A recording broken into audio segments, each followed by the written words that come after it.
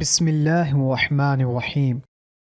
جس شخص نے اللہ تعالیٰ کو خواب میں اچھی حالت میں دیکھا تو اس کو خوشخبری اور خوشی اور کامیابی حاصل ہوگی، کیونکہ وہ اللہ تعالیٰ کو قیامت کے دن اسی حالت میں دیکھے گا۔ اور یہ اس بات کی بھی دلیل ہے کہ دنیا میں اس کے اعمال قبول ہوں گے، اور اگر اس نے اللہ تعالیٰ کو نظر بر کر دیکھا تو دنیا میں اس کی قدردانی ہوگی اور جنت میں جائے گا۔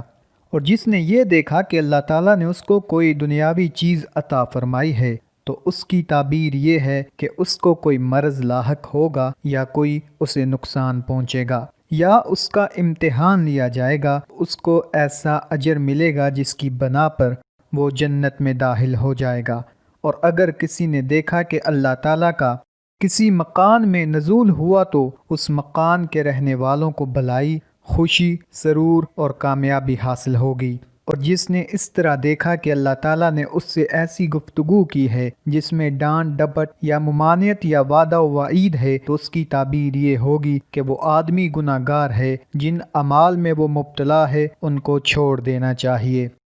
اور جس نے یہ دیکھا کہ اللہ تعالیٰ اس کے بچھونے میں آ گیا ہے اور اس کو مبارکباد دے رہا ہے تو اس کو اس بات کی بشارت ہے اللہ تعالیٰ کی طرف سے اس کو بزرگی ملے گی اور اس پر رحمت نازل ہوگی، کیونکہ ایسا خواب نیک اور پرہیزگاروں کے علاوہ کوئی نہیں دیکھتا۔ ایک شخص حضرت جعفر صادق علیہ السلام کے پاس آیا اور کہا کہ میں نے خواب دیکھا ہے، گویا اللہ تعالیٰ نے مجھے لوہا عطا فرمایا ہے اور سرکہ کا ایک گھونٹ پلایا ہے، تو امام صاحب اس کی تعبیر کیا ہوگی؟ تو امام جعفر صادق علیہ السلام نے ارشاد فرمایا کہ لوہے سے مراد سختی ہے، کیونکہ اللہ تعالیٰ کا ارشاد ہے ہم نے لوہا اتارا جس میں سخت حیت ہے، سخت شکل ہے، اور ممکن ہے کہ تیری اولاد حضرت داؤد علیہ السلام کی یہ صنعت سیکھ لے کہ وہ لوہے کی صنعت جانتے تھے،